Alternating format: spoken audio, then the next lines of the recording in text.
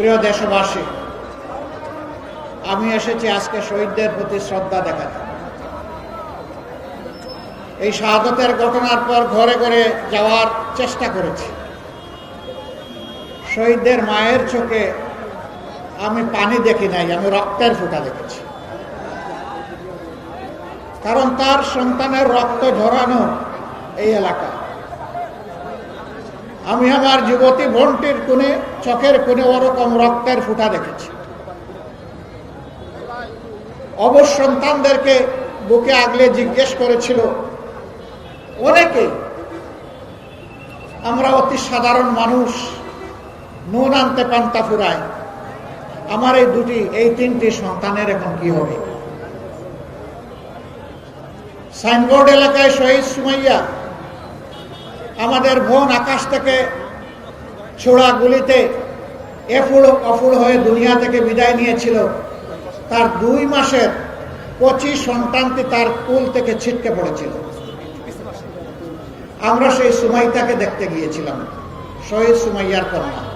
বাছাইকৃত লাল সরিষার দানা থেকে অত্যাধুনিক কোল্ড প্রেস মেশিনে তৈরি হয় প্রাণ সরিষার তেল, আসল ঝাঁঝে আসল স্বাদে। একমাত্র মেয়ে। তার গার্মেন্টস কর্মী স্বামী আমাকে জিজ্ঞেস করেছিল, আমার এই অবুঝ বাচ্চাটি যখন মুখে তার কথা ফুটবে তখন মা কাকে ডাকবে? আমাদের কাছে কোনো জবাব ছিল না। আমি আজকে তাদের হয়ে আপনাদের সামনে এখানে দাঁড়িয়েছি। আর দেখতে চাই না দেশে কোনো ফ্যাসিবাদী শাসন কায়েম হবে। দেশের জনগণের অর্থে কিনা অস্ত্র থেকে গুলি তাদের বুকে ছোড়া হবে, আর দেখতে চাই না। এই ফ্যাসিবাদের সকল জড় যদি কেটে দিতে হয়, 12 তারিখ ইনশাআল্লাহ গণভোটে হা বলতে হবে। হা মানে আজাদি, না মানে গুলামি। আজাদি না গুলামি। এই লড়াকু জাতি আজাদের জন্য লড়ে যাবে ইনশাআল্লাহ।